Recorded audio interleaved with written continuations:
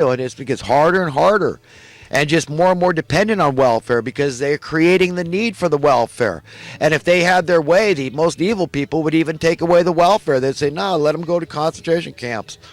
Let's utterly make them lose their will to live. Let's utterly take all hope away from them. Let's take all enjoyment of life and existence away. They're evil, and this is the spirit of Satan. This is what's coming on us. And I feel it. It's thick, man. It's palpable. And people, it's tough. It's traumatic. We don't want to see it. We want to run from it. But it's there, man.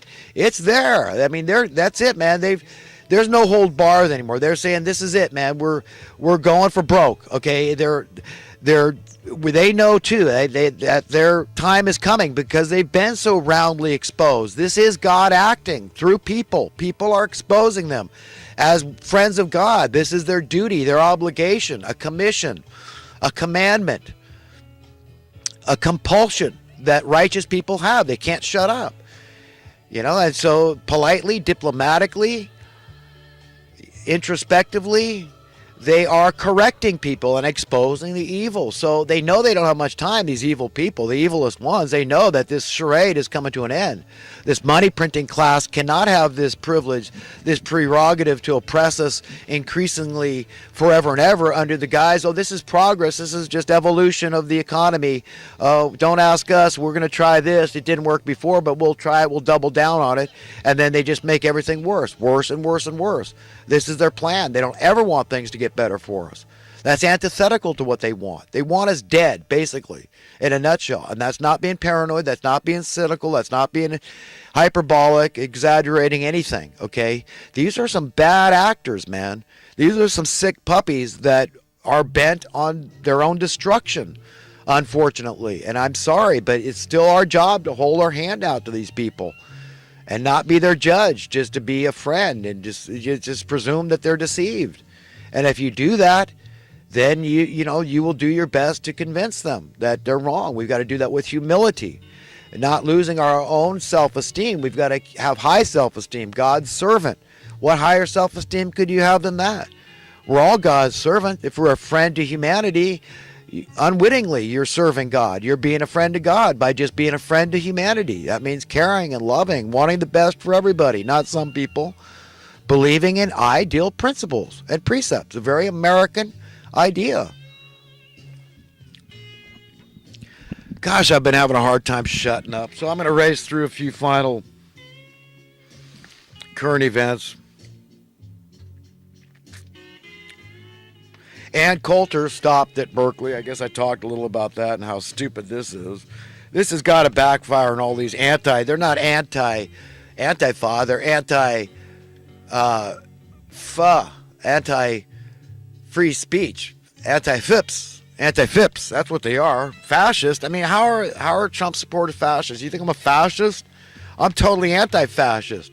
I'm against the government, whoever in the hell that is. Okay, let's be specific. Name them out. Who's the government? Who's not? Does it not in our Constitution say we the people are the government? So the government is you, it's me, it's all of us. We're all equal under the Constitution. Equal voice, equal rights, equal say-so, equal votes. One man, one woman, one vote. That's it. That's the Constitution. And that's free speech. I'm not a fascist. Okay, I want problems fixed, not sustained, maintained, and even fed. Okay, I don't want that. I want them to diminish and go away, disappear, bye-bye. Bye-bye, burden through cost of living and taxation. I want to be free, man. I demand it. At least that's fighting the good fight for me. Is seeing a light at the end of the tunnel. It's there. It's God's will. It's coming. One way or another, sooner or later, it's coming. Okay, and this train still hasn't turned around. This train of oppression and tyranny through the economics, through stealing the wealth of our nation. That's your wealth, my wealth. Okay, through the price fixing, the market manipulation, the crony capitalism, all these special interest groups colluding, and the government's involved. And it forms this one horrific, unapproachable, formidable Hydra monopoly thing. Man, it's a monster. And that's what Trump is trying to stop. So give man some time. Remember the lag period between when a policy starts and when it actually finished. Okay, and what it takes a period of time for it to work. So give it time and it'll act in chain reaction. If one business reduces their price, you'll start seeing other businesses, other services go down. and then the commodities and all this stuff, everything's going down together. So it's the best thing in the world that could happen. Trump does know what he's doing, if this is really what I think he's doing here. So let it work. Give it time. There's no instant gratification, although we've all been trained. If we don't get that, then, that's why the press, they're so quick to throw them to the dogs. Yeah, barely 100 days today, right? It's ridiculous. And they want results. Okay, and Obama, do they ever talk about what his policies did? They took the country from 10 trillion in debt to 20 trillion in debt, effectively doubling the national debt and increasing poverty at the same time. Increasing the wealth and income disparity, increasing homelessness, desperate poverty, people dying out in the cold. That's what Obama did in his 8 years. Okay? So we're feeling the lag period now. That train's chugging along. It's got momentum. It's got inertia. But it's careening off a cliff. It cannot work. All these people know it can't work. It's a Ponzi scheme. It's a pyramid scheme. And the American people aren't going to allow themselves to be duped in perpetuity. We're going to start understanding basic economic principles and understand and be able to define with certainty what progress means in that regard. What we're looking for in society, social economically speaking. Okay? And we're going to stop being stupid and confused. And the only card they've got left up their sleeve is, you're right. We've been diminishing your standard of living through oppression, through raising your cost of living, through raising taxes. That's all true. But here's why. Please understand. It's to spur innovation. Who buys that crap? Okay? No, it's the weather. Now it's the climate, because you're screwing up the climate. Because you drive in your car or heating or cooling your home, you're screwing up the climate. That's why we need the Georgia Guidestones. That's why we got to get rid of over 90% of the people. It's for the greater good of the planet, not of humanity, but of the planet. Do you understand? Okay? Because it's going to be a small minority left over. So understand the implications of what's going on here. This is serious business. These are death peddlers. That's what they are. That's it. Misery and death, destruction. That's what they want. And thank God there's a loving, powerful God in the universe that is starting to get involved. I believe that. And Satan hates it. He knows his days are numbered. His time is short, so he's acting like a wild man. He's going to get more and more wild and out of control. This thing in North Korea, that's another example of the Satanic Spirit. Kim Jong-un, he hates capitalism, and he points to our standard of living always falling, and he's right. This wealth disparity, he'd be right, wouldn't he? If he was making the same criticisms about America as I make. He'd be right to say, well, this is what's creating all these rabid communist fascist people. They're statists and totalitarian authoritarians. Why do you think they're being made? It's not happening in a vacuum. That's why I hate America. You call yourself capitalist, you call yourselves Americans. I hate that system. You're creating class warfare over there in America. So I can see Kim Jong-un's view. I can see some radical Muslim in the Middle East that hates capitalism for that reason. Let's be honest. I'm just being honest. I can see everybody's point of view. I can see a good, honest capitalist, okay, that says, no, what Adam Smith said, a rising tide of prosperity, what JFK said, what so many other great people have said, what Jesus Christ said. Point to that. That's what we want. And the same with a communist. But if you're a communist, at least be logical. Don't take the money out of the middle class. Don't take it out of the poor, which is what they're doing. Don't even take it out of the rich. Go for the money printing class. The wealth exists. It already exists in a willing workforce. So don't just create animosity whereby the people that can afford to pay the taxes without pain are finding loopholes. They're circumventing it and evading and avoiding paying tax by just getting an attorney. Okay, that's how it works. So the Robin Hood thing doesn't work. And if you're going to do that, at least be logical about it. So I can criticize greatly both sides of the spectrum here. We've all got to convince each other, not condemn each other. Remember, this is serious stuff, man. This is about salvation.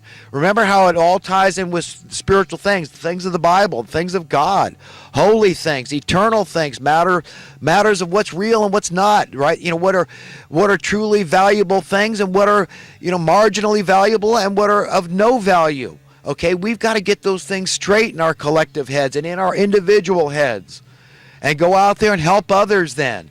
And let's get this ball moving, man. Make straight the paths for the Lord. Because if Jesus does come back tomorrow, we got to know what he's pissed off about, man. We've got to see what we've become, and it's horrible, man. All the problems can be ended tomorrow if you just ended extreme poverty. And then there'd be all these people twiddling their thumbs with nothing to do because their jobs were revolving around the problems. Oh my God, it's such a mess. God help us to understand. Please, please, people, understand the gravity of the situation. What I'm trying to get across to everybody. And I care about everybody. That's it. I'm on everybody's side. Tough if you think that's impossible.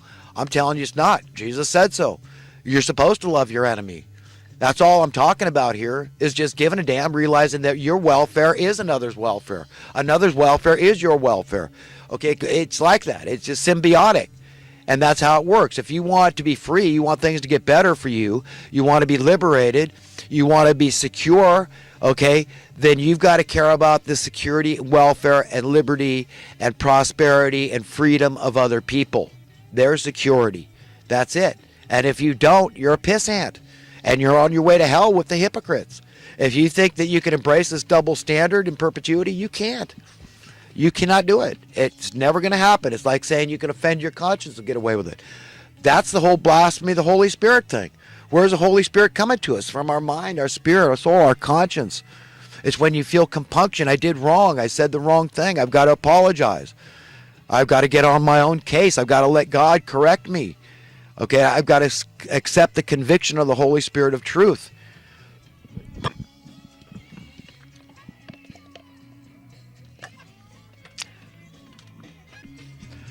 One last note about this lawsuit, this defamation lawsuit, I guess, that this Chobani yogurt owner has against Alex Jones. I watch just about everything he puts out, and I don't remember anything that he said about that being particularly incendiary. I know that sometimes it appears as though they do a lot of they're not doing Muslim bashing, they're just doing radical Islam bashing. And they're intolerant about some of the practices of these people. And I'm not even going to go into it. You got to listen to the show for yourself. But a lot of it's not good. Paul Joseph Watson exposes a lot of this stuff. But look, if you're gonna be absorbed into the Western world, I would say this to any Muslims out there, then you have to understand that you're accepting our beliefs. And our beliefs are not in cutting people's hands off. And it's not okay. The underage thing, women have to be of the age of consent. Rape is not okay. And I'm not going to say this is even a small percentage. I don't know what the percentage of radical Islamists there are, but we know that they're throwing homosexuals off buildings.